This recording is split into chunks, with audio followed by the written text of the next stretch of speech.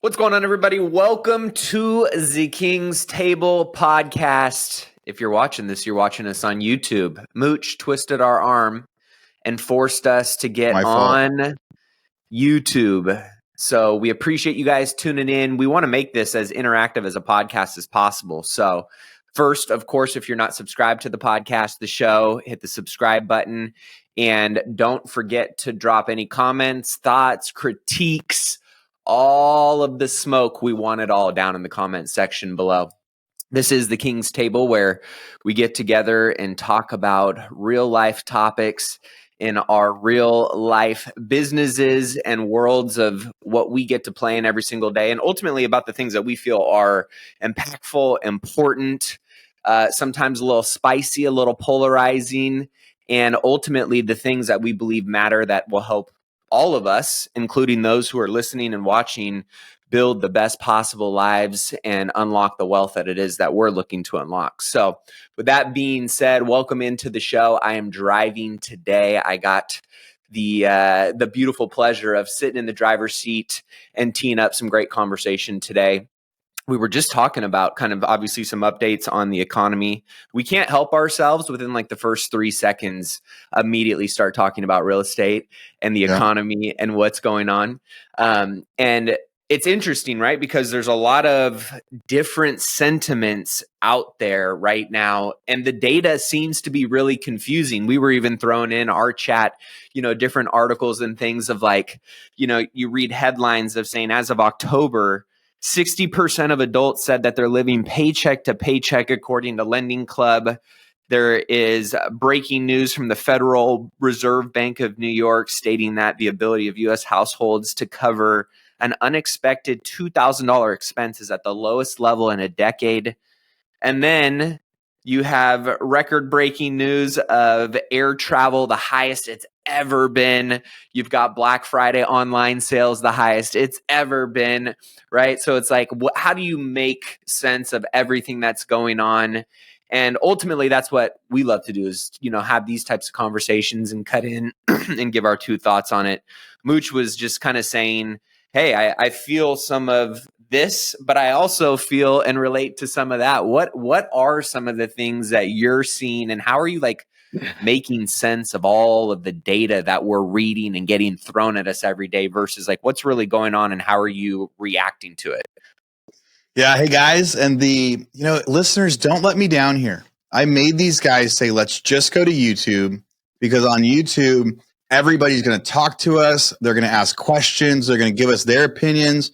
So if I say something and you think I am full of crap, you got to tell me and put it on the comments. Or if I say something and you guys have better ideas or we're interpreting stuff, we really want this to be a cooler conversation. Because if we get enough of you guys chatting with us and commenting with us on here too, I think we'll start doing some live podcasts where we'll publish them live on YouTube, recording them, where if we know you guys are coming and commenting and listening, then we can take questions from you guys and all sorts of stuff. So don't let me down. Don't let these guys say they were right, that we should have gone on all the podcast channels instead. I think I'm betting on YouTube, and I know we're going to get there. The economy stuff, we can't help it because it feels one way and stats are another. And by all of our nature, we read headlines in a suspicious way. We want to figure out in general, what is the truth and how does it impact stuff, and who's really saying what? And when we start into economies and things like that. So for me, Matt shared something on our chat that said, hey, essentially Black Friday online sales sets a record. And I'm thinking, what the heck? People are broke. My people are broke. Our people aren't paying rent right now. I'm feeling way, way different. I was expecting stats to be way down. So I see that headline and I go, what the heck? There's no way that's going to happen. And then I'm in the software industry where we do Black Friday sales. We do Cyber Monday sales. We sell subscriptions. We sell deals. And historically, we've done really, really well on those. Everybody has. And I started getting emails from people that I sell for. Right? There's some companies out there that I would email their product out and say, hey, guys, I use this website. And, if you sign up, I would get a cut, right? And they do really good referral programs. Well, on Monday, they emailed all of us and said, hey, we're increasing your referral commissions if you get people to sign up for stuff today, which means Black Friday, Saturday, Sunday, Monday sales were not what people were expecting. We're not what the software companies were expecting. And so they're like, hey, we need to make up for lost time. We saw that. We emailed 40,000 people our Black Friday special for our software. And it was a super special. It's like a 75% off, plus training, plus all a $75 investment, knowing that where someone's going to get 10, 15, 20 good real estate sales lead stuff. 40,000 people, and we had nobody sign up from the first email. Right. And so then we did follow-ups and we did some other stuff and we got some sales from it. But in years past, we've been able to sell products that were ancient. We could send out an email to our Rockstar list and go, here's a class that Pat Hyman recorded 15 years ago about how to do a listing presentation. And we could sell like 40 of them on Black Friday from our email list. So we could sell a product that was like so hard to sell on Black Friday because people bought it. And what we're seeing this year, just not happening. So interesting part of those stats though. So Matt can read the stats when he comes up. Online Black Friday sales through the roof. And I'm like, that's shocking to me because I've been waiting for this. I just did it, but I did another couple searches. And so what the reality is online Black Friday sales are up and online Black Friday sales are a record, but overall Black Friday sales are actually down. And so this is I think is going to be a big number. And I had to piece together like 3 different articles to see this. And so what we have right now, so November 2023 data came out 2 days ago.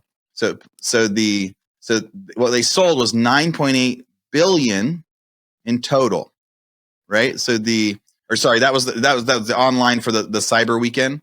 But as we look at the last one, so Black Friday stats of what we had in years past. So last year, 1.27 trillion for online and retail, right? So when you're in there, this year we had 9.8 billion online, but overall for retail and online, we had 980 billion in sales, but that is down from 1.27 trillion last year. So we are down 30% overall on Black Friday sales, but we are up on online sales. That makes sense.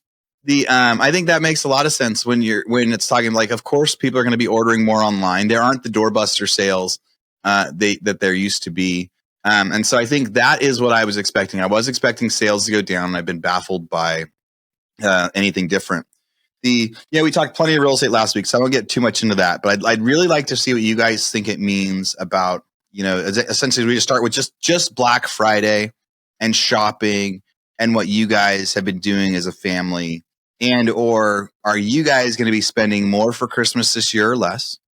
And does it have anything to do? And if I'm going to start with it, I can tell you guys 100% for sure I am not as wealthy as I was last year, and I'm not making as much money as I was last year. And so I am being frugal is the wrong word because I'm a overspender, and all of you guys that know me and follow me know that I spend a crap ton of money, but I'm spending less crap ton of money than I used to on stuff. and I'm trying to actually be more careful stuff. So I know we're going to be spending less this year, but I'm the sort of guy that raising Fed rates was supposed to impact, right? As a real estate investor. I'd like to hear more about what you guys think about that before we even get to other economic impacts. So Mikey, what do you think about Black Friday overall sales being down? Being up on retail and down overall, and even that headline that was trying to tell us like the economy is great, Black Friday sales hit a record. I love what you said about data, because we're always looking for data to kind of reinforce our thought process, which a lot of times is biased, by the way. But that being said, one of the things that I think is interesting is like human psychology and even evolution. And I don't have anything to back up what I'm about to say, but did you guys ever read the book Outliers by Malcolm Gladwell? Love it. 100% love it. And I love what he was talking about like periods of time. And if you look at like when Steve Jobs was born, the generation that they were in, Steve Jobs and Bill, why am I drawing a blank on his name? Bill Gates. And you look at the period of time and where they came from and the fact that they were able to have access to computers when nobody else had access to them, and they were early coders. And the whole idea of the outlier conversation, what I love about that book is it always kind of brings us back. By the way, I'm not going to give any data around this. Just kind of my thought process, what I've been thinking through. If you look at these periods of time, so I'm spending less. But I don't know if it's as much intentional as it is, maybe just a psychological season we've been through. And I think 10 years from now, when we're looking back at today, we're going to see a period of time where we had amazing years in the teens when everybody was just excited and money was cheap. And I've said this so many times, we were just drunk on cheap money and everything was great and nobody was really paying attention. And then we went into this period of time of like catastrophic trauma that I don't think we've even begun to realize what that was with COVID, where nobody was spending anything. And I'm not saying, there's arguments about how the savings rate went through the roof and all of that, but just the psychology around it. We went into a period of time where people just almost couldn't spend anything. Like we just weren't buying stuff. And then all of a sudden we come out of that. And what did everybody do? We just broke out of prison and we went nutso the last couple of years. And I'm starting to wonder if it's also a psychological thing as much as it is a finance. Now, the unintended consequences of the psychology around it could actually put us into a recession because nobody's buying anything. But I'm starting to wonder, like right now, and Aaron, you kind of cracked this question open with how we're spending. Are people not spending as much right now because they don't have the money or because they're concerned? And maybe it's partially that. And maybe it's partially as much as of the fact that like we just went hog wild for, you ever gone on a drinking binge for like 5 days? And then all of a sudden, like the 6th day you're drinking and you feel like you can't get drunk? Like, I kind of wonder if we're just all drunk on spending too. And maybe that's partially why people are not spending as much right now, because I'll tell you what, maybe I'm an anomaly, but when I'm looking at all the Black Friday deals, where do they hit us? In our inbox. I'll tell you what, I wasn't in my inbox over the last week. I was present with my family. I was wanting to unwind. There's enough stress going on in my life. And again, maybe I'm alone in this, but I'm just wondering how many people are not actually freaking looking at their inboxes, trying to see what, the crazy deal is of the week, because we actually are not wanting to get drunk right now. Like we've been drinking for a couple years. But now if I'm right in that, I think it's going to be a self-fulfilling prophecy. If Americans truly are in bad shape, then we're probably headed to a recession anyway. But if Americans are truly not in horrible shape and we're just not spending as much, it's probably going to send us into a recession as well. So I'm not sure that really matters, but I've just been thinking about the psychology around it the last couple of days and wondering how much of this is us like just going again nutso in the teens. And then having what happened in COVID, there was all this pent up demand, as everybody was talking about. If you just go back to our talking points that we've had in GoBundance or podcasts or anything else, the conversation was pent up demand. There's all this pent up demand. And so people went hog wild on travel and spending and fun and recreation for the last couple of years. And I'm just wondering if like this is just kind of the hangover. Now, again, at the end of the day, does it matter? No, because if people don't spend money, then we're going to enter into a recession anyway, and it's going to be a problem. The last thing that I'll say too, and again, that was just kind of my thought process that I've been thinking through. I'm not saying it's right or wrong, but I grabbed an article last week that came out in Bloomberg on November 24th. And the headline was, "Economists may have been flying blind all along." And this is a really interesting tie-in to the psychology around humans, because what this whole article talks about, and I'm just going to share this really quick. Yeah, let's see it. Let me share. This is an interesting thing for us to kind of talk about. And if you just look at this chart, and the article like kind of opens this up more and talks more about it. But if you look at this chart, what it's talking about is the response rate to surveys. So the majority of the data that the Federal Reserve gets is through surveys. And if you look at this, the response rate, if you look at like job openings and labor turnover, this is the most extreme one. So I'll just kind of point on that one. But if you look at this over time, the response rate has dropped down to like 28%, where it used to be above 50. And so if they're sending out 1,100 surveys and we're only pooling 200 people are responding to it, the whole premise of this article is that we might be using flawed data. And we've talked about this even on this That's podcast. the Trump factor right there. That's crazy. Yeah. I absolutely, so that's fascinating data. And I want you to finish your thought, but I think, you know, they got so wrong on their surveys with Trump that nobody trusted him anymore. It was like, what's the point? You didn't listen to us last time. So cause it's like pretty steady. And then right after 2020, nobody is responding to surveys anymore. Like that's cool and crazy. It is crazy. And, you know, we talked about this a while back, like some of the data, obviously not the stuff that we're talking about from Black Friday and Cyber Monday and all of that is not old, but a lot of the data that the Fed is using and that we're using and stuff is from a quarter ago. And as volatile as everything is, I think we all could agree that the data is skewed anyway. When you look at the survey response rates going down like this, I think something's going to have to change in the future if we're going to continue to base our decision making off of data that, you know, the accepted organizations are putting out. Whoa, I'm celebrating. If you just look at this alone, this makes a lot of sense to me. And I don't know if the article really talks about this. I can't remember. But if you look at the type of people, Tim's in the background here, one of our producers. He's my 21-year-old son. I'm pretty sure that Tim is not in his inbox responding to a survey. Grandma, 100%. Guys in, you know, our dad's age, probably. Us, I don't respond to surveys. Nope. This next generation, they ain't responding to shit.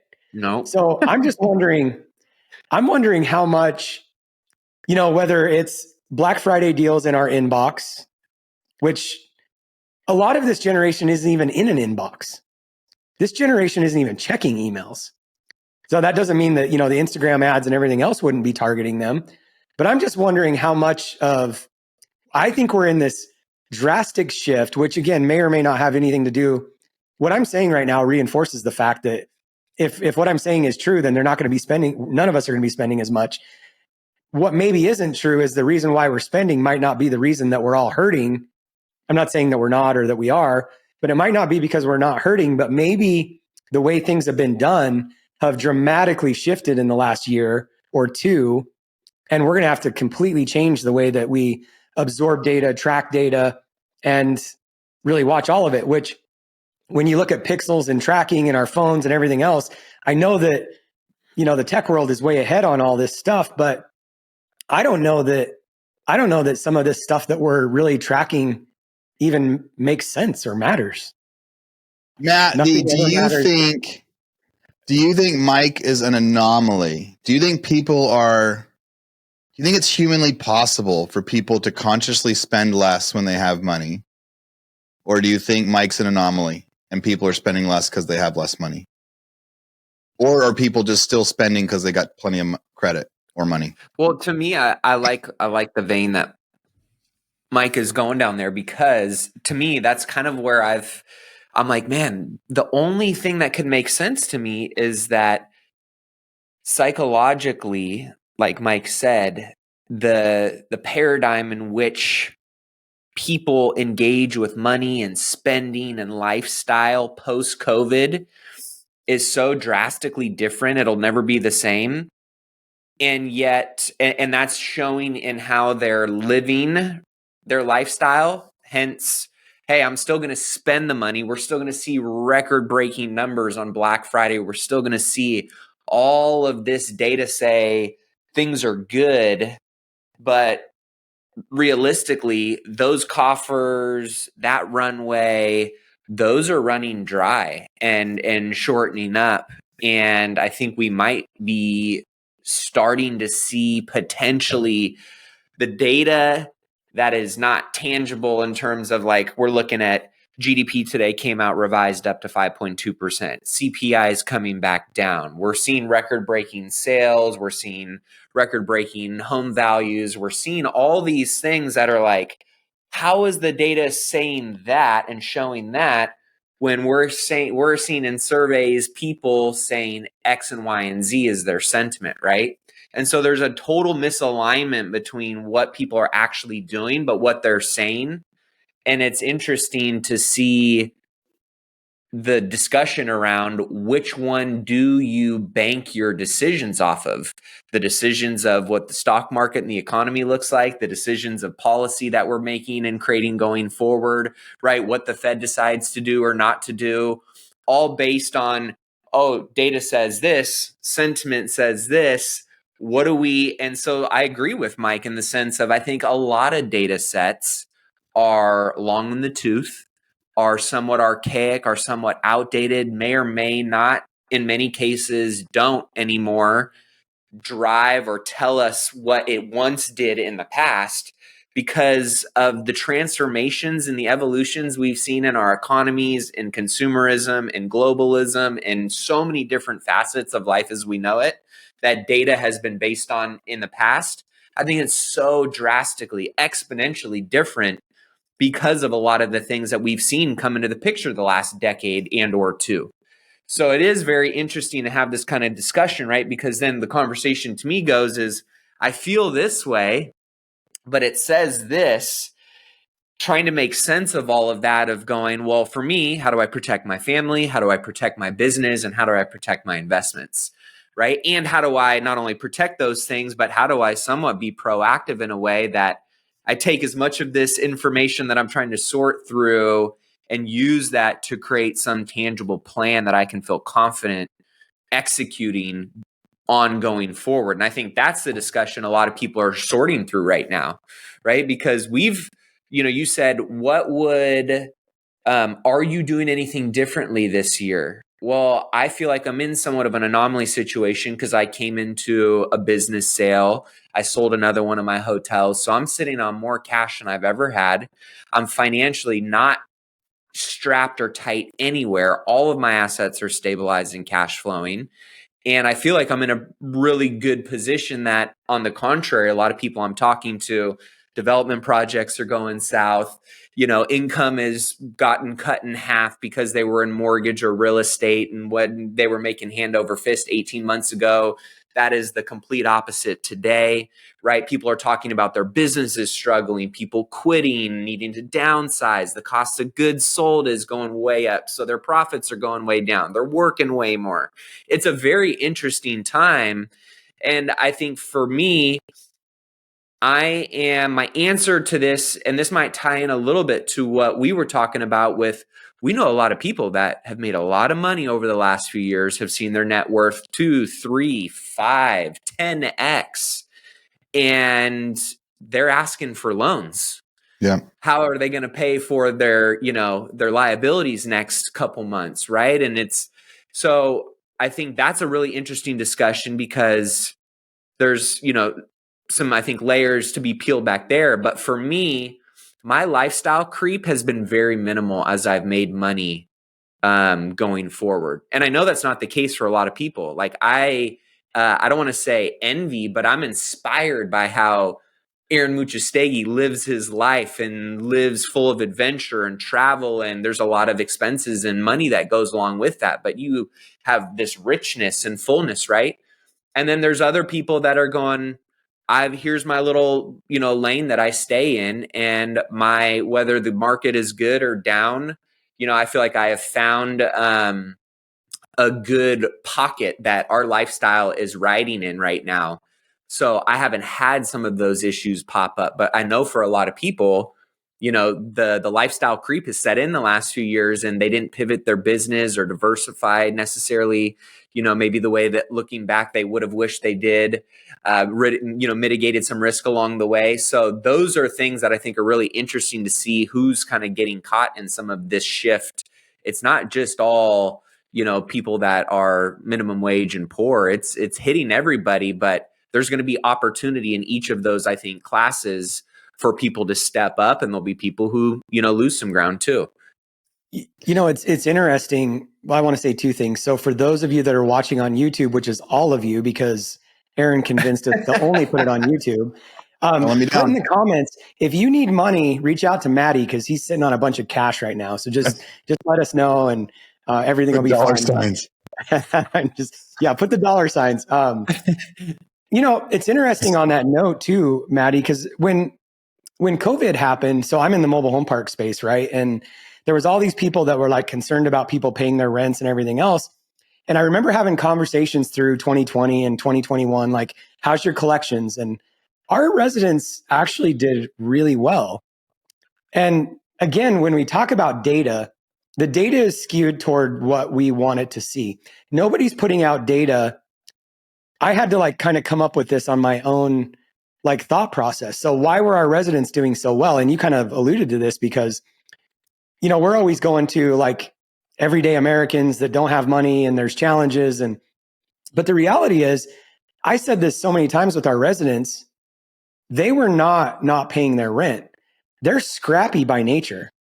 And I don't mean to like categorize, different people. I actually grew up in a mobile home park and lived in a 1-bedroom, 1-bath with 5 of us. And so I'm not like trying to put people into categories, but the reality is there's a lot of Americans that have never got over their skis. And the point that you're bringing up right now, especially so many people came into money in the last 5 to 7 years that didn't have it before then. And they didn't necessarily go through, even in 2008, I was a very young investor in 2008.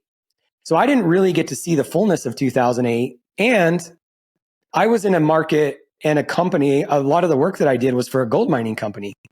They were exploding after 2008 because gold was like skyrocketing. And so my business was excelling. My rents were strong. I didn't have a ton of rentals, but they were really good because I was in a certain market. And so I was only pointing that out because I would even consider myself a young, I haven't been through 3 downturns. And when you look at a lot of people that have came into money, a lot of them have came into the money that they have in the last, 2 to 7 years and probably did get beyond their skis. So Maddie, you're making a great point. Like the 2 things that I would say is like the average American, and we've used this in our data decks for years when it comes to manufactured housing and convincing investors why they should invest in affordable housing. The average American lives on $600 a week or less. Most people don't know that. And so when we talk about averages, that American's probably not over their skis anyway, because you just said this, like your lifestyle creep hasn't increased. You live in this little, life pocket. Well, there's a lot of Americans that live in that same life pocket. It's probably the upper middle class and people that have came into money over the last, 2 to 7 years that haven't been through this process that are really experiencing some challenges right now. And, it's just interesting, just kind of circling back to what you said. I think the people that are probably going to get really impacted are the ones that, haven't really learned the lesson. And that's the case with any downturn or any period of time. But my point that I was trying to make is there's a lot of Americans that live lean and mean, and they're not changing anything. And I actually just text my operations manager, like, what is our collections percentage? It hasn't changed. You guys, a lot of interesting stuff that we get to chat about today on here. I love that you brought up outliers, and listeners, everybody that hasn't read that book, read that book. The book Outliers is really, really profound. When I spoke at Cody Sanchez's event, I actually did a slide about Bill Gates where I talked about what were the odds, right? So essentially, like, of all the people in America, how many were his age? How many went to high schools? How many were at the high school where the actual computer had access? How many people had access? And so essentially, out of millions of students or hundreds of thousands of people in high school, he was one of like 200 that had access, right? So he was like essentially, so he was like a 1,000% chance, and that was part of why he made it, because he was right place at right time. And then I also like to remind people, but the other 199 kids in his school didn't do it. You got to see both sides of that outlier equation. I know that me being in Sacramento in 2009 was an outlier scenario, a once in a lifetime opportunity that someone that lived in Texas, in Florida, in Colorado didn't have the same opportunity because the foreclosures hit in Sacramento, California before anywhere else. So I was at ground zero at a time where I was able to kind of invent an industry, right? Like there was 1,000 other people there too, or there was thousands of people that had been laid off from home building that could have done it. So I'll acknowledge like right place, right time, my outlier moment. If I wasn't in Sacramento, California in 2009, my story would be very different, right? And when Mike's talking about like, well, he was doing gold during that time, that's an outlier moment. So I think my point of all of this is we're going to have these outlier moments, right? And for some of you guys out there right now is that moment, right? We talked about different business ideas that are going to spring out of this, being able to buy someone's company or take over someone's company or be able to buy a property subject to. Like there's outlier moments that are happening right now that are amazing for the people, but there's going to be a lot of people that have the opportunity and not everybody's going to take advantage of it. And I think in hindsight, I get to tell everybody, wow, my story about 2009 Sacramento. And they go, wow, I should have done that. Wow, I wish I would have known about that. Right. But people did, and they were there. So you have to acknowledge something. So I know that I've had luck on my side. I know the fact that I found Texas in 2015 and I was like, whoa, there's nobody at auction here. That was another outlier moment. That was a once in a lifetime opportunity. I was standing in a county and nobody knew about that county yet. Nobody was going to auction and like 100 houses sold that day. Whoa, this is crazy. So I love the story outliers because there's so many different versions of that where right place, right time, once in a lifetime opportunities that we all seem to. I mean, Maddie getting into the real estate game at the same time GoBundance was starting. At the same time, it was like small with these like mentors that were super excited to just speak into somebody. That was like one of Maddie's once in a lifetime opportunities, right? Because you ended up growing your real estate deal faster than anybody else I had seen at the time. Like I remember when you started, I was like, I'm way ahead of this guy. And it wasn't long before you were way ahead of me in that same game, in that same business. Because of the way that works out. So I think that part's pretty cool. When you were talking about data that doesn't matter anymore, that's a fascinating topic that I hadn't thought about and seen, but I think it's totally valid. And like, so one thing I'll use for an example is unemployment rate, right? Unemployment rate used to matter. It used to be a factor that they based everything on forever. Well, because COVID happened, that number is now forever skewed. We can't use today's unemployment rate to compare about anything historically. So when they're trying to use that to predict the economy one way or another, that it's high or that it's low, or do we have inflation or not, or jobs rates or things like that. The unemployment rate was a statistic that you could predict and trend. Then as it would go up, you would see something happen. And as it would go down, you would see a result happen. That stat used to be good. When COVID hit, the unemployment rate was the highest ever, right? Because they made everybody go home. Well, then it's never actually recorrected into a number that's like normal and matches. And it also changed a generation of people that are like, I don't have to work anymore. Or now I'm an Uber driver, but considered unemployed. Or like, the way that people, the gig economy type stuff. So that number can never be used historically to predict what it used to predict. And so I think there's probably more. So as you're looking at statistics and what statistics you can follow, I think it's about figuring out what are the statistics you can use for today for projections.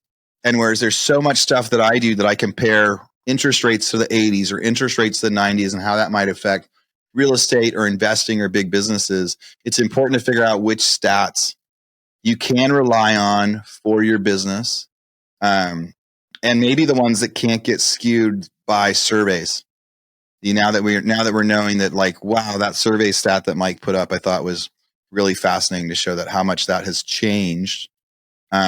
Which really, I'm going to call that the Trump effect for sure. I remember, like, they were like, I saw an article the other day that said something like Hillary odds of beating Trump. It was like 95% to 5% the day before the election. It was something just crazy that somebody reposted. And it was like, how could you get something that wrong where you say it is like almost 100% true, but it was not even close to true? Crazy. And so then, of course, after that, we're like, why believe surveys? I even remember, like, in the last election a few years ago, we had a guy talking to us at GoBundance, and he's like, well, here's the survey company that we actually trust more, because what they do is they believe that a certain amount of people will lie to you. So what does that mean? Like, why would people lie to you? Well, they don't want their friend to know they're voting for Trump. So if you call them and their friend is in the room with them, they're going to say one thing, but they mean another. Or the people that are saying they're not spending this year versus spending. So people are like, I don't have any money this year, so I'm not going to spend, right? But then they actually do spend. So what does that mean, right? That's like saying like, hey, are you a smoker on a survey? And somebody says no because they're not proud of it, because they wish they weren't a smoker, because they're trying not to be a smoker. But then on the weekends, they're going to go smoke a pack of cigarettes. Now, why won't they put on a survey that they're a smoker? Because they're ashamed of it, because they don't like it, because they know they're not supposed to be doing it. So I think some of this like survey interaction, when somebody goes like, hey, are you going to go Black Friday shopping? They're like, no, I don't have the money. I'm going to be responsible this year. I mean, I'm only making $600 a week. I'm living paycheck to paycheck and I'm struggling. And then they go out and spend anyway, because we don't always do the things that we know we're supposed to do, that we say we're supposed to do. So I think that I think people, when you talk about lifestyle creep, it is the absolute toughest thing in my whole life I've ever had to fix and adjust for. And I've had to fix and adjust for it a few times. Right. I went from making a couple $100,000 a month to being an Uber driver, and because I went to zero. And I tell you what, even when no money's coming in, it's really, really hard. And I think the lifestyle creep that we're going to be seeing it's on every level. On the people that are making $40,000 a year, you're going to see that, because there was extra money, there was expenses, and it's hard to reverse stuff the other way. I think both you two are anomalies, and you're throwing off the whole world, and you're throwing you're merely making me think about that. No, I agree with that, because I know that is one statistic I don't want to be a part of. Like, yeah. I've seen so many people, and this is where I get into the debate in my own head of going, when there's value, right, in creating bumpers for your lifestyle. Like, you get to a certain level of income and wealth, and like you can find a sweet spot that you feel is sustainable, isn't a stretch, isn't over the top, right? But then at the same time, I also know sometimes the people who like to push the envelope, who like to get out in front of their skis a little bit, that they find a way to use that as stepping stones into new levels of wealth and new levels of lifestyle that get normalized, right? And it's kind of that debate between pushing up against a ceiling and not doing it recklessly in a way that puts you, your family, your business at risk. But then also sometimes you have to push up against those ceilings to kind of break through them and make them your new floor, and find a way to normalize that as well. But I do think that, for a lot of people, like staying in that zone of like real discipline around your finances, around your lifestyle, that's tough for people. And I think more so it's tough for people who have big goals and dreams and aspirations, because most of those people are pretty good at finding a way to solve for those dreams and those goals getting achieved. But they they teeter-totter along the way, and sometimes those highs are really high and those lows can be really low, versus those people. I guess it's kind of the 10x versus 2x discussion, right? Of like, you could keep doing that 2x and get way up here, in 30 years, or you could be that 10x person that goes way up there, but you could also go a lot further down too. Yeah. I mean, I'll tell people, it's like, if you're, I really, let me close it out, Mike, on a part of it. I tell people, like, if you're going to build a pool in your house, right? Like, build the pool now so you enjoy it. Don't wait till you're wealthy enough to do it, right? Because eventually you'll be wealthy enough to do it. Now, that's horrible advice, really. But in one sense, if you're going to live in a house for 10 years, you should have 10 years with the pool instead of 7 years with the pool. And that's an example of people at the top end that go, no, we're going to figure it out later, so we overspend. There's two things I think are going to hurt people with lifestyle creep. And then I'll rest my case for my thought on it. The people have on paper a lot of wealth. The lowest 10%, the lowest 20% of America have a lot of wealth on paper. Everybody that owns a house has a lot of wealth on paper. Or in their head, they say, I have $100,000 in savings. I have $200,000 in savings, but it's in my house. And I think it happens the same on the super high net worth guys that we know that are struggling right now, where on paper they have $5, $10, $20 million in equity. And they go, hey, I got plenty of money, So even though their income has dropped and where they run out of money, from the people that were making $1 million a year that are now making 100,000 and with lifestyle creep, or the people that were making 60,000 that are now making 40, I think in their head they go, well, I still have this big old savings account. A guy that's worth $20 million but has no cash available, which I think is common right now, and I've seen that struggle. It's a lot tougher to turn that down to go like, hey, I really need to cut down the spending. And your wife says, what do you mean? You said we're worth $20 million. We have your apartment. You have this. Like, what do you mean I got to cut my spending? And trying to explain the difference between wealth on paper and cash flow, or the same thing with the person with their house. You know how you could always go like, well, I can take this risk because if I don't end up paying that off, it's fine. Eventually I'll sell this, or eventually I'll sell that. So anyway, I just think the amount of wealth that people have on paper is hurting that lifestyle creep. It's just making it more challenging because it's tough to cut spending when you're like, well, on paper, everything's fine, but that cash just isn't tappable. Yep. I love it. And I had a conversation with Cody Bugan, who's another GoBundance guy. And we were sitting around, and one of the guys, we were talking about net worth versus, income, and net worth has kind of become like a badge of honor, and it's good. I mean, you want to build wealth, right? That's like the thing. But somebody made the comment, they said, you can't eat your net worth. And I was like, man, that comment stuck with me, because when things are good and you're making a bunch of money and you've got good net worth, yeah, everything's great. But when you get to a point like Aaron, what you're talking about, whether all your net worth is in your house that you can't sell, or all your net worth is in 100 houses that you can't sell, it doesn't really matter. Like, you could be in the same boat as one guy that owns one house or a guy that owns 100 houses. If he's not making any money, or she, then you can't eat your net worth. And that statement kind of like, I sat with that statement for a while, because yes, I'm not saying we shouldn't measure our net worth or want to build our net worth. We obviously should. But I've been more of a like, how do I make more money guy for most of my life than, how do I build my net worth? And getting into GoBundance really got me thinking about net worth more. But I think you can pendulum swing on that. As you're saying right now, you could have $20 million of net worth and no cash, and you can't eat. You can get foreclosed on. That's why people are getting foreclosed on with houses with equity. Right. They got 100,000 equity in their house and they still get foreclosed on. They're like, because they can't actually make the payment. They can't eat. Mm-hmm.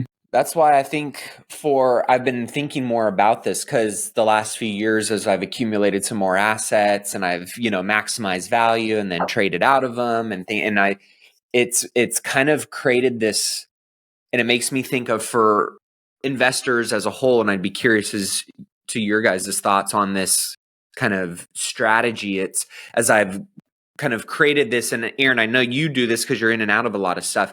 It's kind of this flywheel of liquidity, where you're having consistent liquidity events to where you don't necessarily have to feel like you're sitting on a ton of dry powder and leaving a ton on the table by not being in deals, but also finding some type of rhythm in your investment model or in your investment strategy that creates, liquidity events where you're trading in and out of deals, you're trading up, whether it's flipping or whatever. But just thinking about how, as an investor, just looking at all the people that I'm looking at going, you got X amount of dollars in net worth and you've got practically no liquidity right now, and how much of a financial burden that puts you in, a mental burden that puts on you.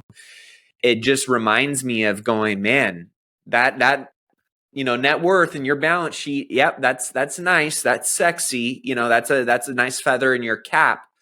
But when that feather in your cap doesn't translate into saving your ass when water gets hot, that's where you can take the whole ship down, right? So just how important it is to have a consistent rhythm of liquidity in your investment model. Yes, of course, in business, you want consistent revenue and cash flow coming in. But when you think about also your investing model, it's kind of like your line of credit to your balance sheet, and making sure that you've got that liquid, kind of consistent framework throughout your investing in and outside of the year that gives you somewhat of that, one, protection, but two, also, an advantage. I know right now I'm sitting in an offensive, advantageous position, being more liquid and having more cash at this stage of where the economy is at, versus the other guy who's got 20 million bucks in net worth,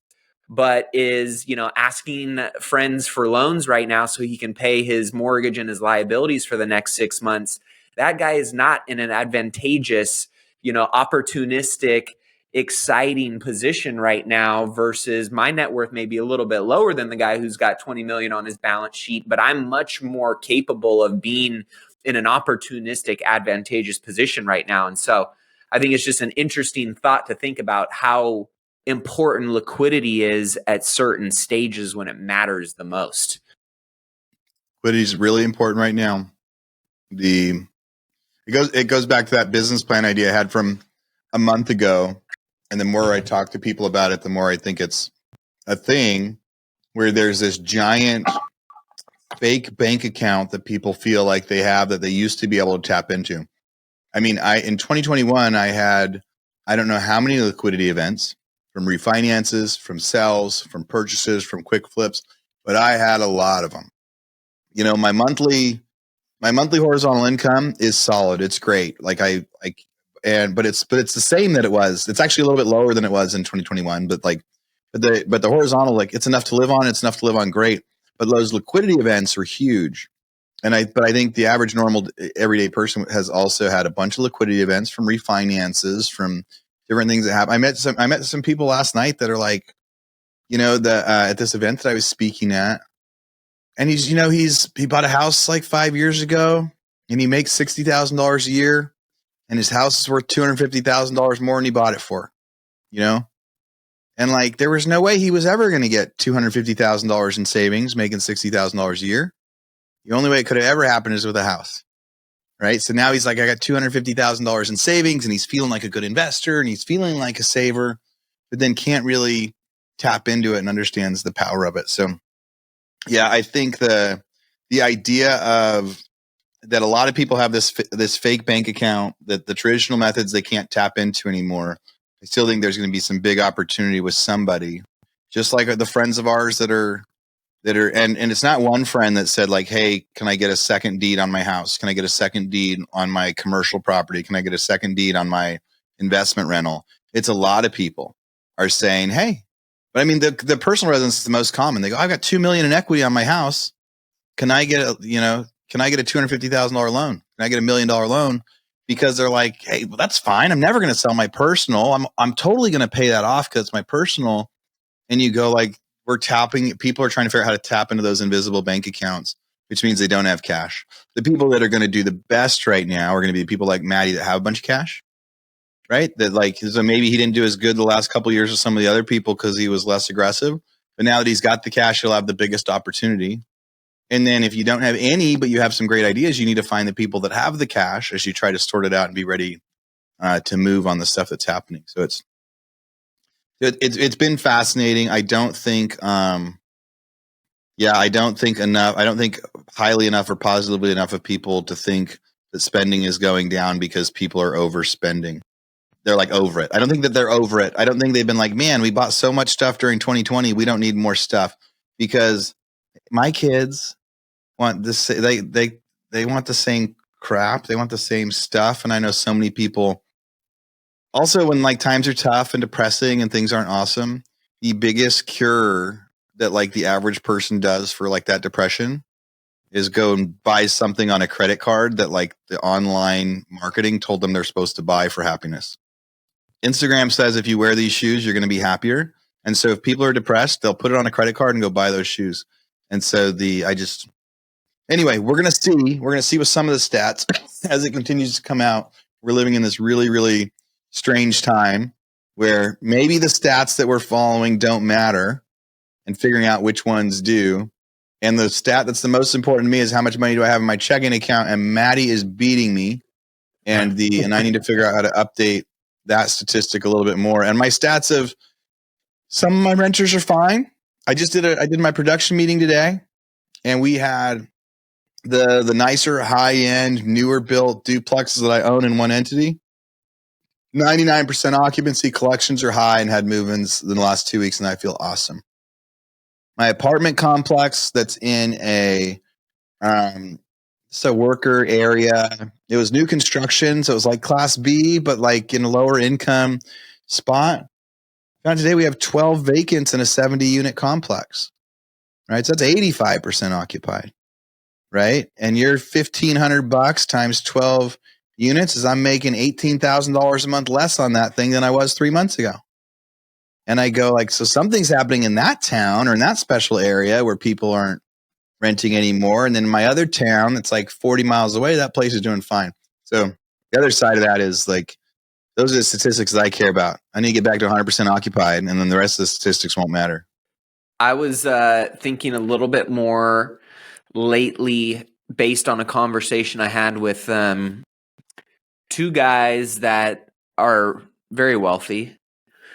And they said that it was an interesting discussion. They said that every time they feel like there's a buying opportunity, and they're real estate guys, they set a goal for how much equity they want to make or force into assets during that buying season that they're looking at it. So it was almost I want to buy or I want to increase, the company balance sheet by, $40 million in equity by, buying these assets. And it was an interesting conversation that got me thinking about you guys, knowing that Mike, you're mobile homes, Aaron, you're single families and development and doing, a lot of different stuff right now.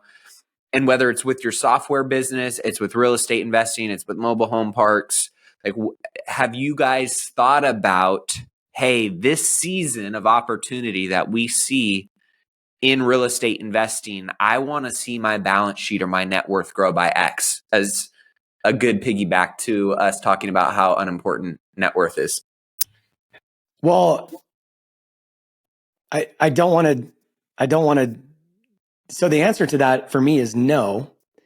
What I've been thinking more about is, and I know this this might sound counterintuitive but even just thinking about, I like the thought and I want to settle with that a little bit. And I haven't been thinking about that, but I'm thinking more about how do I increase revenues? In 2007, 2008, we tripled down on our marketing in our business and we took a ton of market share. And so that's what my brain has been thinking about. I haven't really thought about, I'm actually not thinking about real estate that much right now. You're thinking more on the business front. I'm thinking more on the business front. And, I think it kind of ties in with what we're talking about net worth. And I don't want to detract or derail this conversation. So I'll just say this and then we can come back to it. But the thing that I've been thinking about is like this whole idea of net worth and building real estate. When I first started investing in real estate, I had a successful business that was spinning off a lot of cash, and we were taking that cash and we were pouring it into real estate. So I was like unintentionally building my balance sheet and I was unintentionally building equity, but that's not what I was thinking about. I was thinking about when I'm 40 or 50 or 60 years old, I would have these rentals that were paid for that would be providing good income for me. I was not thinking about my balance sheet. I was not thinking about net worth.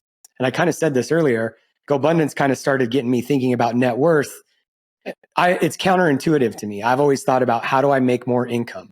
How do I make more revenue? Because if I make more revenue, then I don't have to worry about it. And I think there's this inherent nature in humans that we think somebody's going to come turn the faucet off. The reality is every time you go to your kitchen faucet and you turn it on, you expect water to be there. But when we think about our job or our income or our businesses, we're always thinking that somebody's going to turn the faucet off. And I'm not saying that we shouldn't be smart or think about that, but when things are challenging and everybody's running, I can look backwards and I can see where I wasn't necessarily thinking about buying more real estate or building my balance sheet or how can I, set an equity goal to walk away from. I was thinking about how do I take market share when everybody else is running? And that's worked pretty well for me. And the last thing that I'll say that I've really been thinking about, it's times like this where even in the mobile home park fund, I've been having a lot of conversations the last few weeks with our team about hiring. How do we hire and accelerate? And it's counterintuitive, but I've made this argument so many times with our real estate friends. If you sit down and you talk to somebody and you're like, hey, if you invest $10,000 or $100,000, let's just say $100,000 in this real estate deal, it'll bring you a 15% return. So you invest $100,000, it's going to bring you $15,000 a year. in returns, would you do that deal? Most people would. But if you tell somebody, hey, invest $100,000 right now in your business in the form of employees or, marketing or something that's going to give you a competitive edge when everybody's running for the hills, invest 100,000 and it'll bring you a 15% return. Would you make that deal? Hell no. That's a horrible investment. I'm not investing 100,000 to make 15. If I'm going to invest 100,000 in my business, I need to make 2x. I need to make 250. It's just a weird psychology that I think we get tied into. And the last thing that I'll say, again, no, not really thinking about that. I'm going to sit with that for a little bit.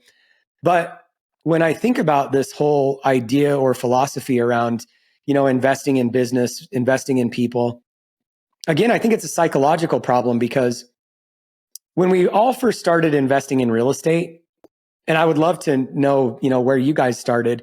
When I started investing in real estate, I wasn't thinking about, how do I go buy 100 deals this year, increase my equity and build a business around it? I was thinking about wealth creation. And I think if you go backwards, and even if you look at the stats in GoBundance or anybody that's super wealthy, most of them did not make their core money in real estate. They made it in investing in businesses and learning how to make money. And then, yes, they have a bunch of, you said this, your guys that you were talking to are really wealthy. A lot of people that are really wealthy do equity compound in real estate, but they take care of the business and the growth perspective there first. So that's kind of what I've been thinking about is like, how do I, and I think everyday Americans, including people that are listening to this podcast, should be thinking about, Aaron, you said something earlier, the anomalies. When everybody was getting foreclosed on, you saw an opportunity to buy foreclosures. The average person could think to themselves, why the hell would I go into real estate right now when real estate's getting foreclosed on left and right? Real estate's not a good investment. Aaron thought of it different. And I think the thing that I think the human nature that we have to battle is thinking that the faucet, when you have a good idea, thinking that the faucet's going to turn off because things are bad. Right now is not the time that we should be growing our businesses or investing. It's the time that we should be sheltering in place. And I'm not saying you should just go spend stupid money on your business either, but I literally went from a division in my company in 2008 that was doing like 300,000. We like 4x'd that in 7 months by pouring fuel on the fire with marketing and hiring some key people. Just believing that I think this is a great opportunity. When everybody's pulling back, it's time for me to be running forward. So I can't say that I've thought about it from an equity perspective. I've thought about it from a revenue perspective, but I think a lot of successful people do that anyhow. They think about how do I make more money in these times? And then how do I deploy that capital to build my equity? Yep. I also think it depends on what kind of business you have too, right? Sure. If you know that, hey, me investing this money into a basket where I have all my eggs, and I can watch it like a hawk and I can be the one that ultimately is in control of that fate. And if I drive more revenue or return off of that investment and it's tied to a business model that gets, a multiple on EBITDA or revenue, well, then that's money well spent, right? Versus maybe if you're, a solopreneur, 1099 person that's investing in their business, but it's not a sellable business, that may be a different scenario or circumstance that you weigh out, right? Mooch, what were your thoughts on, that kind of thought around net worth growth or a goal for, and maybe it's not a goal for net worth, maybe it's a cash flow goal, maybe it is a goal for net worth or balance sheet growth. I like Mike's, train of thought outside of real estate. How do you approach when you're like looking at an opportunity down the fairway going, man, I know that there's opportunity there I can capitalize on? Like, how are you approaching that? How are you looking at that? And ultimately, what are your thoughts around that type of, perspective on setting goals for certain seasons of chaos? I love the question. I mean, I really, really love the question. When I think about my net worth and how much it grew at different times in the last, the reminder to everybody, 2015, I was worth zero again, right? 2012, I had millions. 2015 was worth zero. And then started doubling my wealth my net worth year over year, and even doubled it in the years that you're like, well, I can't double it again. You go from 1 to 2, then 2 to 4, then 4 to 8. Then you're like, you can't keep doubling every year. And so I'm on this run where it did, and it doubled every year for many, many years. But the moves that I made, right, I will tell people for the most part, like, I mean, I just learned a lot about myself as Mike was talking. I'm sitting here taking notes. I'm going to talk about a couple of them. But most of my wealth was built when it came to like action. The action happened in like a couple, like 1 year periods, right? Like 2010 was a big action year where I made a bunch of money. And if I'd known Go Abundance Guys then, man, so much of the wealth I have today would have been from the money that I earned and the work that I did during that year, right? Or I think about the effort that I made in 2015, 2016 in Texas going so big. They're looking at that. Or the effort that I made between January and March of 2021. Right? In that 3-month period, right? That doubled my net worth that year, right? And the action I took during those 3 months. And so there are these times now where as we're looking at opportunity, we go, I won't double my net worth this year though. I'm going to be down. It's funny. I went double correction, right? Which is fine. All right. But I do think that the next move should be like, what's the move that can double it again? Mm-hmm. Like, what's the move that can do it? Even if it means I have to wait on the sidelines for a little bit for that 2 or 3 month period or for that 1 or 2 year period. I had never heard about the thought that I struggle right now with like spending money on advertising and hiring for my software company because I'm like, if I'm going to spend $10,000, I want to make $10,000 back. And then, but Mike's point of like, no, if you had a house, you would like put in cabinets and countertops if you could make an extra, like you'd spend 10 grand on that to make an extra $1,000 a month. Why not with your business? Well, I think it's because we go, well, because I could sell the house for that. So if I put 10,000 more, I'm expecting to sell it for 10,000 more, but that's not even true either. So I'm gonna start looking at my business investments differently with the salaries of the people that I put in and the advertising, because maybe I don't need a 1-to-1. Maybe if I'm just beating my real estate stuff. So that changed the way that I'm gonna look at my businesses. And for a lot of you listeners, I think you should too. I think that should hit you different. Because when we're in savings mode, it's like, no, I'm not going to hire that person for $10,000 a month. I'm going to keep an extra $10,000 a month. But the real estate brain in me that has built everything would say, no, you're going to invest $10,000 a month as long as you're going to make another $1,000 a month from here on out, which in theory in recurring revenue businesses you should, and which also should increase your value by more than 10,000. So my mind is blown. Second, you say people haven't made their wealth in real estate, right? And I was thinking more and more about my real estate wealth journey. Like, why is it unique? But I think the crazy part is, I'm going to see if I can put this the right way. So I flipped 1,000 foreclosures, right? One at a time. Or I bought 500 houses at foreclosure and turned them into rentals one at a time. What I really had was a business, right? It wasn't like I hired an agent and I bought real estate like people think about making wealth in real estate, right? I had built a business that could effectively take that widget and move it faster. Mm-hmm. Like I had the ability to buy the widget faster and fix and sell it. So even though my expertise is real estate and my wealth is real estate, the point that you guys were both saying about is actually the operating business. I need to see that part of it too as that understanding. Because as I operate these other businesses too, it's kind of funny to think about like, no, my net worth is in my real estate, but the only reason I have that many houses is because I built a business that was the widget, right? That the owning the house was the widget and it was less about real estate than that. So my real estate company was a business, not a real estate investment was one of my little notes. The business ROI, building wealth within like few short periods of time. So I do think the goal should be, I need to sit and wait, but then find that opportunity that's going to double it. In times like this, we should be able to double it. Last things, like the importance of net worth or not. Here's why I do think net worth matters and growing your net worth matters, when it matters and when it doesn't. When you can be honest with yourself, one of the best things that we added to our tracker, our one-sheet tracker a couple years ago, was your horizontal income compared to your net worth. What does that mean? That means if you're worth $10 million, how much horizontal income are you making? If you're making $500,000 a year, you're making 5% on your money. And in theory, like if I could put all my money in a bank account and make 6% a year today, my horizontal income should be 6% of my net worth if I'm being honest with myself and it's invested properly, right? If you're making less than 6%, so if you're worth $100,000 a year, you should be making, if you're worth $100,000, you should be making $6,000 a year. It's a great way to sort out, you're not really worth $10 million because your horizontal income is only 100 grand. It's 1%. That doesn't make any sense. It doesn't fall in.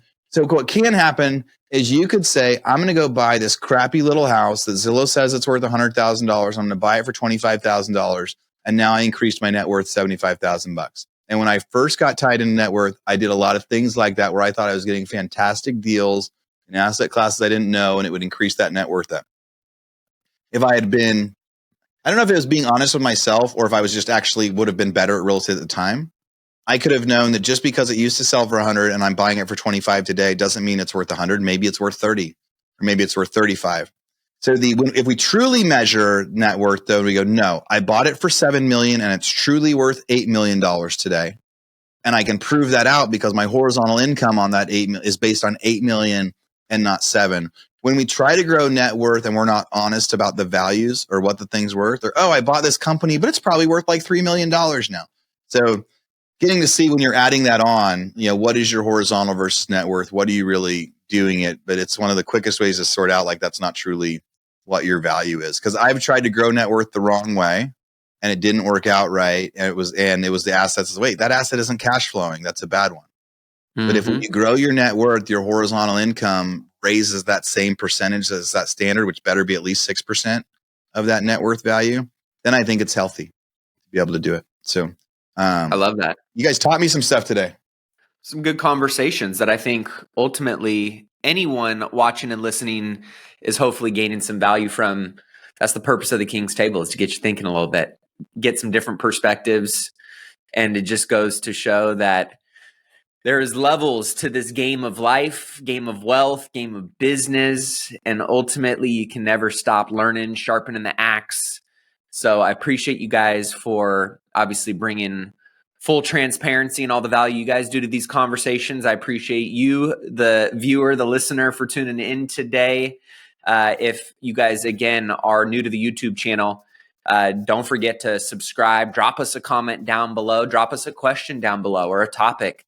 We're also looking at exploring bringing in some different authors, economists, influencers that love participating in these types of conversations as well. So if you guys have any, referrals, any introductions you want to make, any individuals you want us to consider, feel free to reach out to any one of us. Follow us on Instagram.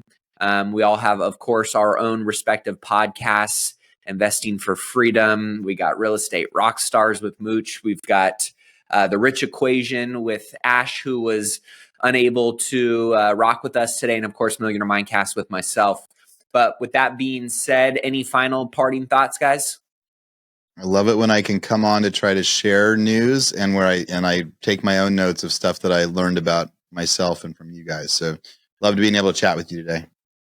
It's so good. I mean, selfishly, this is why I love doing things like this, because, as much as you think you're going to come and present something, you just get to learn so much by being around smart people like you guys. So I appreciate you. We're all on the front lines and we're going to continue lifting each other up throughout this process. So be sure to tune in each and every week. Until next episode. Thanks, guys. Thanks, everybody. Later.